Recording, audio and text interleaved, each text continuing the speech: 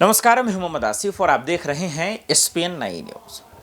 राहुल गांधी जबरदस्ती उनसे माफी मांगने पर मजबूर किया जा रहा है। ये बीजेपी जबरदस्त तरीके से उन पर हमलावर हो रही है। अब दरअसल राहुल गांधी ने कहा कि इन सब चीज़ों के पीछे की वजह यह है कि राहुल गांधी दरअसल जो है उन्होंने विदेश में जाकर भारत की आलोचना कर दी थी। ये बीजेपी का आरोप है। अब राहुल गांधी ने प्रेस कॉन्फ्रेंस कर तमाम आरोप लगाए हैं और उस आरोपों में अडानी का भी जिक्र है, हिंडन वर्ग का भी जिक्र है, तमाम चीज़ों का जिक्र है। अब ये बच पाएंगे कि नहीं, ये बड़ा सवाल है। देखना पड़ेगा कि आने वाले वक्त में क्या कुछ करते हैं। लेकिन राहुल गांधी ने कहा क्या, ये आपको सुनना चाहिए। फिर आपको बताते हैं कि क्या वाकई में ऐसा ही है। पहले उसको सुनिए, फिर आपको समझ में आएगा कि दरअसल मोदी सरकार पे इतना बड़ा इल्जाम राहुल गांधी क्यों लगा रहे हैं।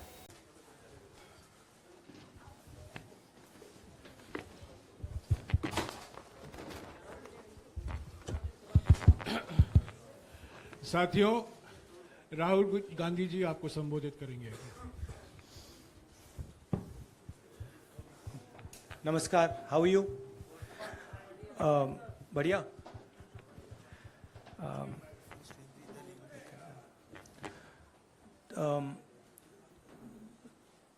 तो आज सुबह मैं पार्लियामेंट गया और मैंने स्पीकर से कहा कि मैं पार्लियामेंट में बोलना चाहता हूं, अपनी बात रखना चाहता हूं। सरकार के शायद चार मंत्रियों ने मेरे ऊपर आरोप लगाया है, हाउस में आरोप लगाया है। तो मेरा हक है कि मुझे पार्लियामेंट हाउस में अपनी बात रखनी देनी चाहिए।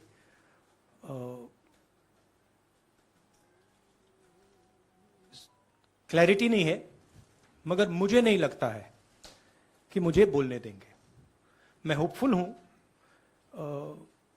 कि कल मुझे बोलने दें। आज 1 मिनट के अंदर, मेरे आने के बाद 1 मिनट के अंदर उन्होंने हाउस को अडजर्न कर दिया। होपफुल हूं कि शायद कल मुझे बोलने दें, क्योंकि मैं अपनी बात रखना चाहता हूं, मगर पक्का नहीं मालूम। आइडिया यह है कि जो मैंने भाषण कुछ दिन पहले पार्लियामेंट हाउस में दिया अदानी जी के बारे में, और जो नरेंद्र मोदी जी और अदानी जी का रिश्ता है उसके बारे में मैंने सवाल पूछे।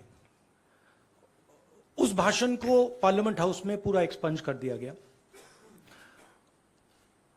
और उस भाषण में ऐसी कोई चीज नहीं थी जो पब्लिक रिकॉर्ड से मैंने नहीं निकाली। अखबारों से, लोगों की स्टेटमेंट से मैंने पूरा भाषण डेवलप किया था और उसको एक्सपंज कर दिया गया। ये पूरा मामला डिस्ट्रैक्ट करने का मामला है। सरकार और प्रधानमंत्री जो अदानी जी का मुद्दा है उससे डरे हुए हैं और इसीलिए उन्होंने ये पूरा तमाशा प्रिपेयर किया है। और मुझे लगता है कि वो मुझे पार्लियामेंट हाउस में नहीं बोलने देंगे, क्योंकि जो मेन सवाल है वो अभी भी टेबल पे है। अदानी जी और प्रधानमंत्री का रिश्ता क्या है? जो डिफेंस कॉन्ट्रैक्ट्स अदानी जी को दिए जा रहे हैं वो क्यों दिए जा रहे हैं? जो श्रीलंका में, बांग्लादेश में बात हुई है वो क्यों हुई, किसने की? ऑस्ट्रेलिया में जो प्रधानमंत्री जी और स्टेट बैंक के चेयरमैन और अदानी जी के साथ जो मीटिंग हुई वो क्यों हुई, उसमें क्या डिस्कस हुआ? तो ये सब सवाल हैं जो प्रधानमंत्री जिसके जवाब नहीं दे पा रहे हैं, और ये मेन बात है। मैं एमपी हूं तो मेरी पहली रिस्पॉन्सिबिलिटी पार्लियामेंट में जवाब देने की है, और मैं चाहता हूं कि पार्लियामेंट में जवाब देने के बाद मैं आपके साथ डिटेल में डिस्कशन करूं। मगर उससे पहले मैं डिटेल में आपके साथ नहीं जाना चाहता हूं, क्योंकि वो एज एन एमपी वो हमारा प्लेटफॉर्म है। I will say it in English. I went to Parliament this morning with the idea of putting what I have said or what I feel on the floor of the House. 4 ministers have raised allegations against me in Parliament House. It is my right to be allowed to speak on the floor of the House. I requested the Speaker today. I went to his chambers and I requested him and I said, look, I would very much like to speak. I told him that people from the BJP have made allegations against me, and as a member of Parliament, it is my right to speak. He was non-committal. In his way, he smiled. But I'm hopeful that I will be allowed to speak tomorrow. What is going on here? This story started the day I gave my speech in Parliament about Mr. Adani. And I asked some fundamental questions to the Prime Minister about his relationship with the businessman, about how Mr. Adani has been given pretty much the entire India-Israel defense relationship, how he's been given the Bombay airport, other airports, how rules have been changed to allow him to be given these things. What happened in Australia between the Prime Minister, Mr. Adani, and the Chairman of the State Bank, and one of the Chief Ministers of one of the states in Australia. That's a picture that is visible to everybody. Why is the Prime Minister of India sitting with the State Bank Chairman and Mr. Adani and an Australian leader? What is he discussing? And why, after that discussion, is almost $1 billion pledged by the State Bank to Mr. Adani? What was said in Sri Lanka? Why Mr. Rajapaksa, a person has made a statement saying Mr. Rajapaksa told him that Mr. Adani was given the contract and it was basically Mr. Modi who told him. The same in Bangladesh. So these are relevant questions. And the whole idea is that these questions must not be on the table. And that is why this whole exercise of 4 or 5 ministers, the Prime Minister giving a speech, to distract from this fundamental question, which is what is the relationship between the Prime Minister of India and Mr. Adani and his companies, and more importantly, whose money is in these shell companies? Who is this unknown person whose money is in these shell companies? What is his relationship with Mr. Adani? These are the questions. I would like to go into the details with you.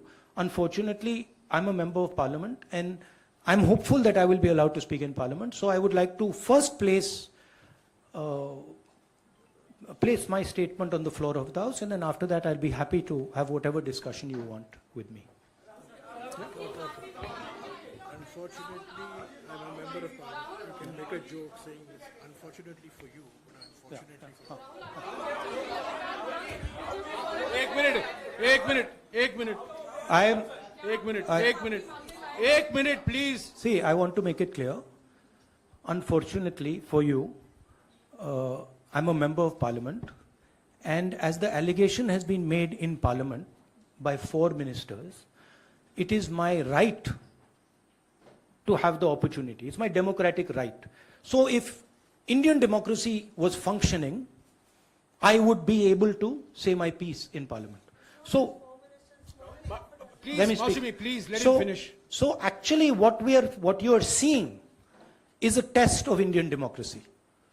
After 4 leaders of the BJP have made an allegation about a member of Parliament, is that member of Parliament going to be given the same space that those 4 ministers have been given, or is he going to be told to shut up? That's what the real question in front of this country is right now. So, thank you very much. आपने सुना बारीकी से कि किस तरीके से राहुल गांधी बता रहे हैं कि हमने गलती की है, फिर बीजेपी हमें संसद में बोलने क्यों नहीं देती है। आज जब सदन चल रहा है तो 5 मिनट तक माइक से आवाज़ ही नहीं आ रही है। ये आरोप लग रहे हैं पूरा मीडिया इंडस्ट्री में चल रहा। अब सवाल यही है कि राहुल गांधी से माफ़ी मांगने की बातचीत हुई है, माफ़ी क्यों नहीं? अब खड़गे साहब ने कहा कि भाई हम किसी भी सूरत पर माफ़ नहीं करेंगे, और करेंगे तो क्यों करेंगे? सवाल ही पैदा नहीं उठता माफ़ी का।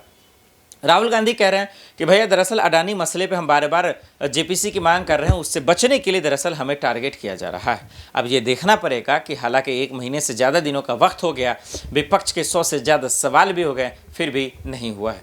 और बार बार राहुल गांधी कहते हैं कि अडानी जी हो या मोदी जी हो या मोदी सरकार के नेताओं की हो, कम से कम उनकी जांच पड़ताल जरूर करवा लें ताकि लोगों को सच पता चल जाए। देखना पड़ेगा कि क्या राहुल की मांग को बीजेपी मानेगी।